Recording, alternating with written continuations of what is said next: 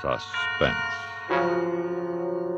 And the producer of radio's outstanding theater of thrills, the master of mystery and adventure, William N. Robeson. There's a lot of truth in the old saw about the loss of a horseshoe nail resulting in the loss of a kingdom. The tiniest detail can often lead to quite extraordinary results, particularly if the detail is observed by a clever con man with sufficient larceny in his soul. A man like the amazing Dr. Alcazar, who parlayed a piece of string into a small fortune. Listen then, as Mr. Vincent Price stars in The Green and Gold String, which begins exactly 1 minute from now. Smoke Kent, Smoke Kent, Smoke Kent with the micronite filter. It is the mild cigarette. It's got the freshest, cleanest taste yet. It is the mild Kent cigarette. Smoke Kent with the micronite filter.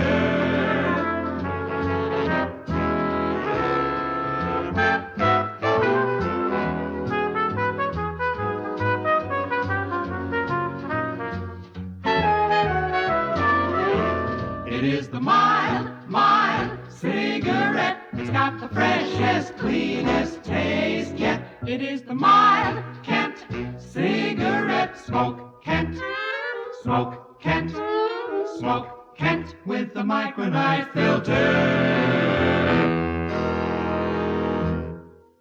And now, Mr. Vincent Price in The Green and Gold String, a tale well calculated to keep you in suspense. Hey, step this way, ladies and gentlemen. Learn what the future holds for you. As Dr. Alcazar, clairvoyant, That extraordinary, dulcet Dr. voice Alcazar, belongs to master of Abby, the my subtle, good and devoted sensorial, and assistant who analytical. stands outside my Dr. studio Alcazar's here soul in tells Coney me Island and drums up business. Of course, I wrote his spiel. And did it pay off one evening last fall? Step right inside, listen. Oh, thank you kindly. Good evening, sir. Are you Dr. Alcazar? Alcazar, indeed I am, madam, at your service. I'd like a reading, if you don't mind. Age 35 to 40, cheap purse, expensive suit too tight and too short, not hers, a hand-me-down accent, British Cockney. Nervous. Something on her mind, possibly a housekeeper or a lady's maid. I showed her to the chair reserved for customers. It's under a mirror. They're handy mirrors. Spooky in here, ain't it, with all these black curtains? Black velvet, madam, to minimize all distractions. That your crystal ball? Yes, madam, the mysterious orb in which I see revealed the future as well as the past. But in your case, I think it won't be needed. Your psychic projection is extremely strong. Even now, I can clearly sense that... That what? That you're deeply troubled. Well, in a way, I am all upset like. But, you see, sir, it's a private matter, and... Of course. May I suggest that you relax as much as possible? Any undue tension disturbs and obfuscates your aura. And in order to obtain closer contact with your psyche, I'd like to hold some personal possession. Oh, no, not your brooch. No personal jewelry. Its intrinsically counteractive density tends to adumbrate the necessary metaphysic radiation. It does? Oh, yes. Perhaps something in your purse, I'll see. That's another gambit in the little game I play. By leaning back and half closing my eyes, I can watch the mirror and see the contents of an open purse. In hers, I saw a roll of stamps, a shabby wallet, a half-eaten candy bar, a postmarked envelope addressed to Miss Lily something or other, a neatly folded sheet of tissue paper, violet-colored, wrapped around a length of gift-wrapping cord, interwoven strands of green and gold, hairpins, a compact. Will this do? Your compact. Excellent. Now, to sense the vibrations. Your name. You are named for a flower. Yes, a lily. Well, I never. You have a fondness for candy, a sweet tooth. Oh, I know. Ain't it awful? Your present life is bound up with a person of great wealth. I think a woman. It's the truth, every word. You have a highly sensitive anima, and are therefore a most sympathetic subject. You are an excellent seamstress and...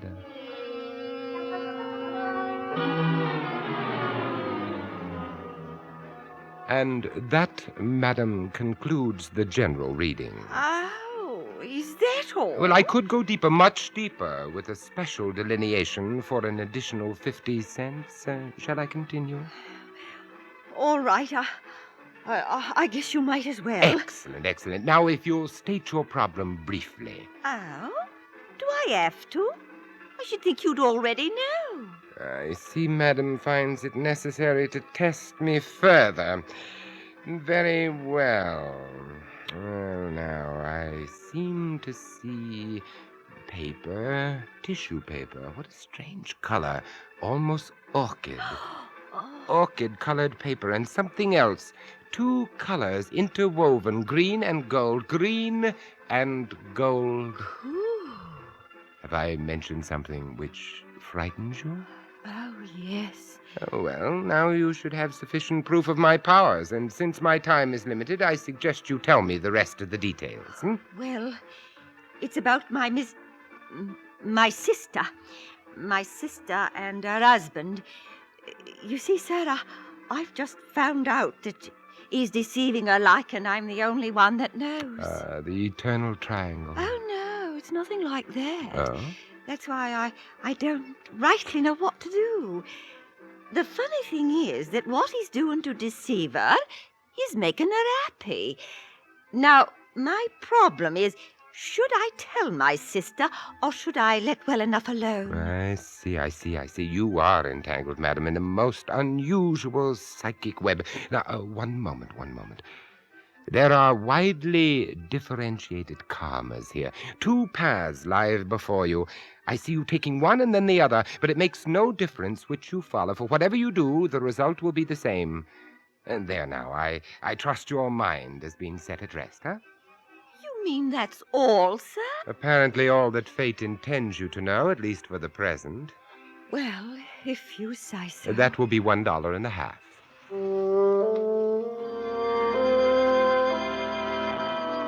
I'd forgotten all about the mousy little woman until 3 days later. Avi and I were having breakfast in the diner near the subway station. I was scanning the morning paper while I half listened to Avi's cheerful and rather witless This time chatter. last year, we was already in Miami Beach. Remember, boss? And we traveled in style, by plane yet. This year, looks like we won't even scrape up enough scratch for bus fare. Sure be a laugh if we were stuck here all winter. Lily Morton. I thought her last name began with an M. Poor wench that same night. What you talking about? Avi, old friend, despair not. We may winter in the sun after all. How come? Look at this picture. Recall that face? Huh? No, why? 3 nights ago on Friday, you ushered her into the studio. Oh, one of the suckers, huh? So what's she done to get in the paper? She got herself murdered, poor soul, that same night. Yeah? It seems she worked as a maid up in Rockland County. She took a late bus back there from New York, and walking from the bus to the house where she worked, well, she encountered someone who strangled her. Oh, it's tough. But how does that make us any dough? Listen to this. Gloria Druce, former luminary of the New York stage, now Mrs. Clinton de Vries, today expressed great sorrow over the brutal murder of her personal maid, Lily Morton. Declaring that she wanted to do everything possible to help bring the murderer to justice, Miss Druce said she was posting a reward of $5,000. $5,000? And you know who done it? No, but I have a hunch. And I have an idea how, let me see now. I'll need proper clothes, cutaway, striped trousers. For you, a chauffeur's cap should suffice. Then we need a car, a limousine. A which? Abby, how much money do you have? For what? Working capital. To make money, you have to spend money. I got about $28 and some chicken feed. And I have less than 5. I have it. My 2 $50 gold pieces. With them, we'll have a total You of... ain't gonna spend them. You always said they was for good luck. So I did, Abby. And here is the good luck I've been waiting for. That afternoon, we arranged to rent a limousine, a 1938 Rolls, which I felt exactly suited my persona. We also rented the necessary clothes, and the next day we set out to visit Mrs. Clinton DeVries, née Gloria Druce. What's the name of the place? Leonard's Cove. You'll see the sign. I gotcha. You know, I never even heard of this name, Gloria Druce. Never heard of her, the greatest Juliet of our century, the theater's fairest ornament for more than a generation? I noticed you had to look her up. Merely to refresh my recollection. After all, she's been in retirement for more than 10 years. Oh, then she couldn't be any spring chicken. A woman like Gloria Druce is ageless, but it's my guess she's on the dark side of 50. Now, look, Abby, while I'm talking to her, I wish you'd somehow manage to get inside the house. Get acquainted with the servants, Well, huh? sure, that'll be a cinch. What should I find out? Anything and everything, but your main assignment is Mr. Clinton DeVries. Dr. Alcazar, is Mrs. DeVries expecting you? No, unfortunately, I was Who unable... is it, Edward? Dr. Alcazar, madam. Alcazar? I don't believe I know. Madam, forgive me for taking this liberty, but... He says it's about Miss Lily. Lily? Oh, come into the library, Doctor. Thank you.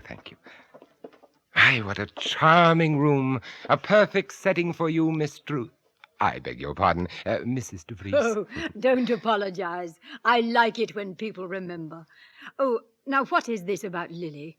If you have any information, shouldn't you have gone to the police? Oh, but I've come here seeking information from you. Perhaps you'll let me explain. Oh, please do. Won't you sit down? Thank you. Now then, you see, Mrs. DeVries, I'm a metaphysician, a sort of professor of the occult. Oh. But understand, madam, I have never used my powers or knowledge for personal financial gain, only in the interests of science. What has all this to do with Lily?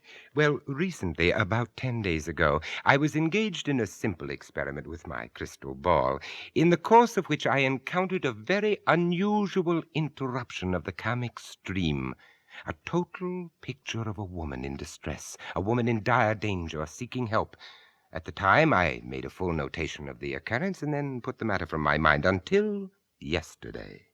Yes? At the home of friends in Baltimore, I chanced to look at a New York newspaper. Lily Morton's photograph caught my eye.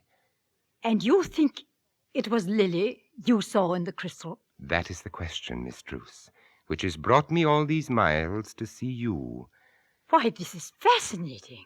Please, if you will permit me, I'd like to describe the face I saw. Yes, please go ahead. I saw a woman, part of her form, but dimly, but I saw her features very clearly, a rather plain, almost homely face, Welsh, perhaps English, colorless hair, plainly dressed, close-set gray eyes, no makeup, a mole here near the right ear, one gold-capped tooth, upper left incisor.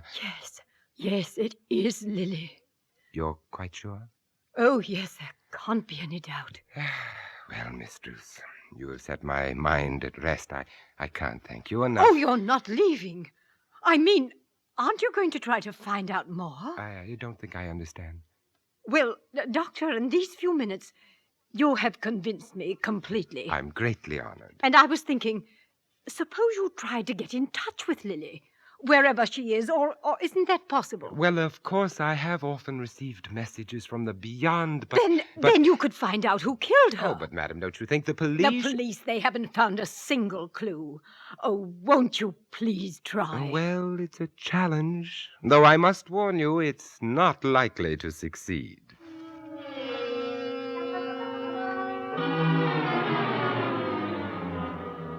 Oh, there's nothing. The crystal is entirely blank. I'm wasting your time, dear lady. Oh, please, don't give up yet.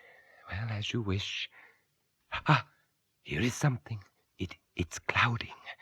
Now the mists are clearing. A woman's figure? No, it's gone. All I see is a serpent. No, apparently it's a rope, but oddly colored, interwoven strands of green and gold.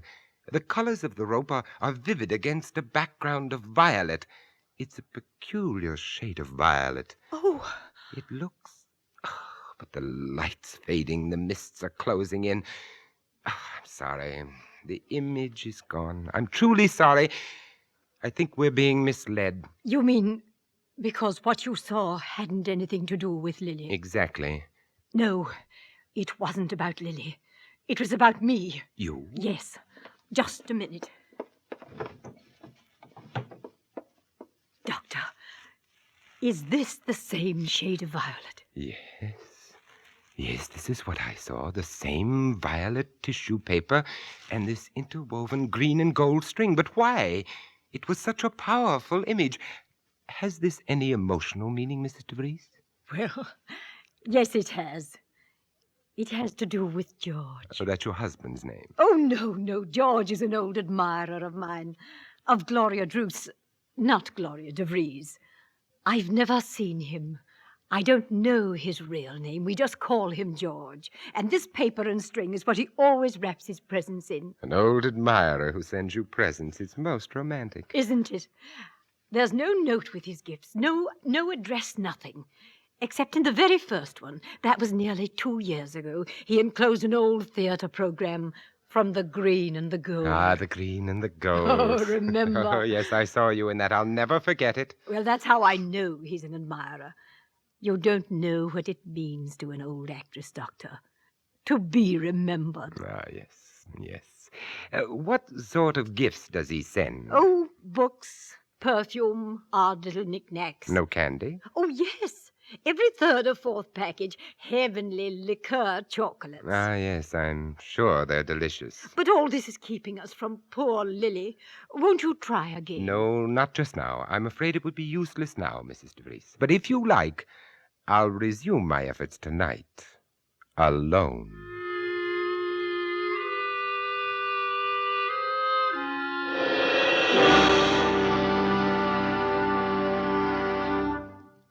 In a moment, we continue with Suspense. Do you like surprises? Do you like fun? And do you like to meet famous personalities? Then you're sure to like the Amos and Andy Music Hall. The Amos and Andy Music Hall, located in the grand ballroom of the Lodge of the Mystic Knights of the Sea, is presided over by 3 of your favorites, the Kingfish, Amos, and Andy. Every weekday evening, Monday through Friday, over most of these same CBS radio stations, they play host to you and to one or more of the top stars in show business, who's a featured surprise guest. People like Jack Benny, Edgar Bergen and Charlie McCarthy, Frank Sinatra, Doris Day, Judy Garland, Tony Martin, and lots of other exciting big-name stars drop in to join the fun, the variety, and the music at the Amos and Andy Music Hall. Why don't you drop in, too? Remember, the Amos and Andy Music Hall comes to you every weekday evening, Monday through Friday, over most of these same CBS radio stations. It's a treat for all the family.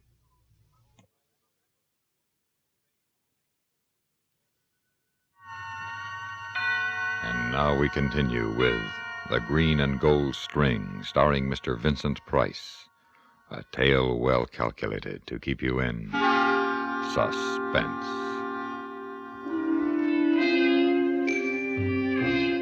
It was nearly 6 when Avi and I left the DeVries house and headed for a little restaurant in Nyack where the Shadrow used to be excellent. It still is. Now that you've satisfied the inner man, Avi, could I have a report? Well, I found out a lot about this DeVries guy from the servants, but I don't know if it helps. He's around 40 to 45. Considerably younger than his wife. Yeah, he'd been married to her about 5 years. They rub along okay, but no heartthrobs, at least not with him. But he likes polo ponies and sailboats, and she's got the dough. Very good, Avi. Now, 1 or 2 questions. Hold it, I ain't finished. Oh, I'm sorry. Now, as to Seth Clinton's recent whereabouts, he's got his boat moored somewhere out on Long Island Sound.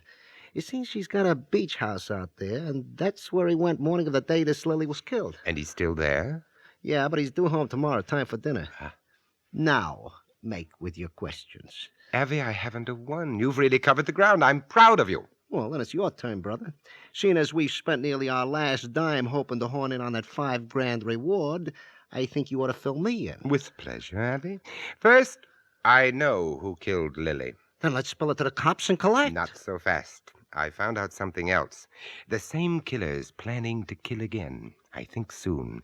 Lily was murdered only because of something she found out. Yeah? What? This man, this killer, has been sending presents to Mrs. DeVries. Books, perfume, candy.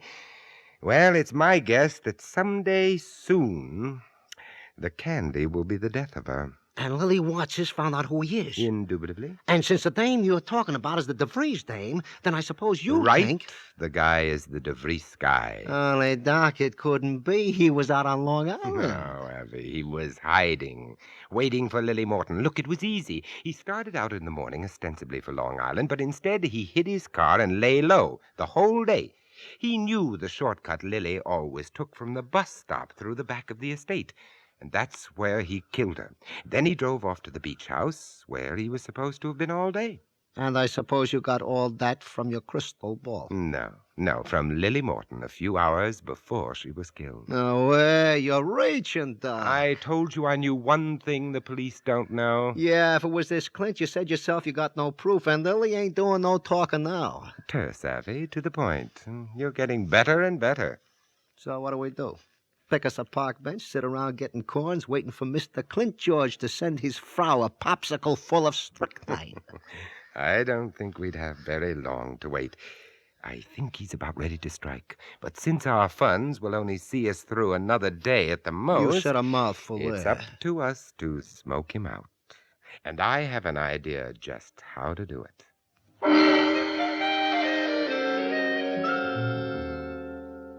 good afternoon, Dr. Alcazar. Forgive me for bothering you at this time, dear lady, just when your husband's returned. Why, that's right. He has. But how did you know? Well, I have, shall we say, certain sources of information. You found out something? Yes, something startling, almost unbelievable, but I must check it further before... Oh, but I have to know. Can't you tell me? I'd rather not. Not on the telephone. Oh, then you come to dinner, please. Oh, no, that would be imposing. Nonsense. I've told Clinton all about you. Indeed? I warn you, he's a terrible skeptic. But you can convince him. I know you can. Care for a cognac, Doctor?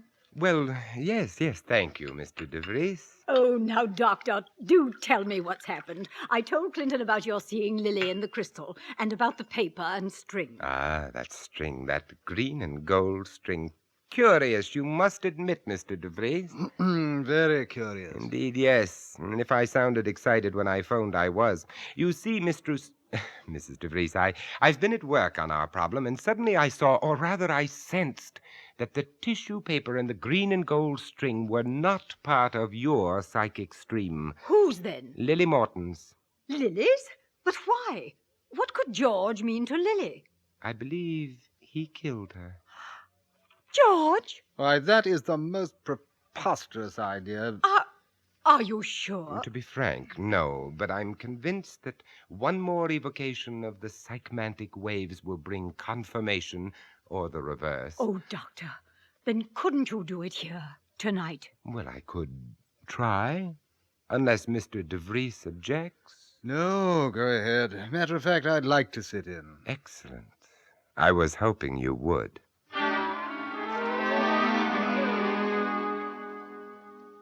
Is the room dark enough? Quite, thank you. What nonsense. Shh, Clinton, don't fidget. Here is something. It's clouding. Yes, I can see the green and gold serpent on the violet background, and now I see a man. Is it George? I don't know. I can only see his back. His shoulders shake, and he is laughing, an evil, malevolent laugh. George has done nothing evil. He's only... Shh. The picture is changing. Now I see this room. It is morning, and there is a package on the desk, wrapped in violet paper. A woman enters. It's you, Gloria. You see the package, and you're delighted. Be careful, Gloria. You think this is a gift sent with love, but it is sent only to lull you into a false sense of security. Why? Because one day, someday, a package will come that will spell your death. Clinton, shh. The image is changing. It's another room now, and Lily Morton is there. She is staring in amazement at something she has found, a ball of green and gold string and a roll of violet tissue paper, and finding them has shown her the identity of George. She knew and never told me. Lily is troubled by her knowledge. She doesn't know what to do. She takes a sheet of the paper, a little coil of the string, and she is gone. And now the image of George again. Still, I cannot see his face, but he is staring after Lily. He knows she has discovered him. And he knows she might tell. Perhaps. For now we are in a place of shadows. George is lurking there, waiting. He hears Lily's footsteps. He tenses. He leaps at her and seizes her by the throat. Oh! Now she is motionless, lifeless. He bends down and finds her purse, takes something from it with his gloved hand. The paper and the string. He's stealing away. If only I could see his face. Try. You must try. Wait. At last he is turning. We are going to see his face. That's enough. Stay where you are, both of you. Don't move. Clinton, you killed Lily. And you, too, if you're not quiet. Your plan with the candy might have worked, Mr. DeVries, but with a gun, you don't have a chance. Shut up. Gloria, open the safe and take out the money you put there this morning. Come on, move. Oh, all right. Okay, DeVries, that'll do. Drop the gun. Hey, what? You... I'm sorry, lady, but it was him or me. Him or all of us. That was very terse, Avi. Completely to the point. You've really got a grasp for this kind of work.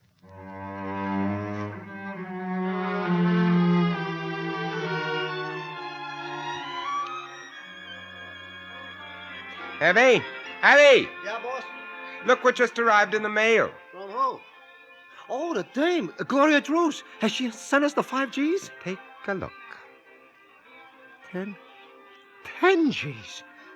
Doc, what are we going to do? Well, what do you suggest? Well, I don't know. We could split it and quit. Each of us do what we want. Abby, you'd let money break up our winning combination. Not me, Doc. Good. Then let's use our hard-gotten gains to set you and me up in business. Business? What kind of business? Alcazar Associates, private investigators. With you doing the legwork and me reading the crystal ball, we're a cinch to make $1 million.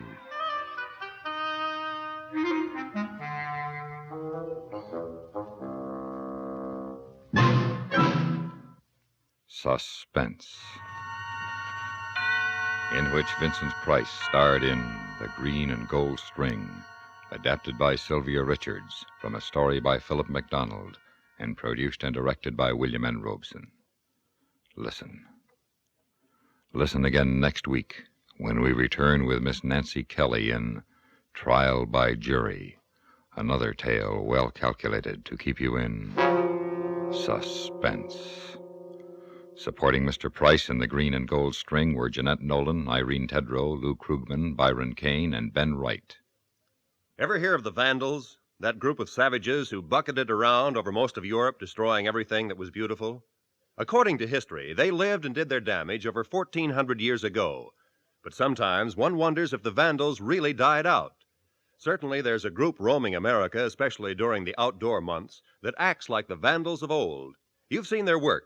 They're the ones who make sure our picnic spots and roadsides are littered with sandwich wrappings, pop bottles, and beer cans. It's carelessness, not viciousness, that prompts their destructive behavior.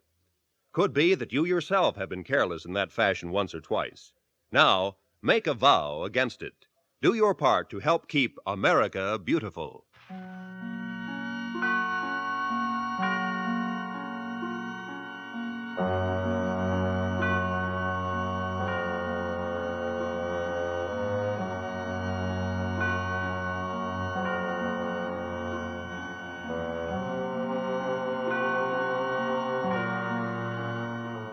You hear America's favorite shows on the CBS Radio Network.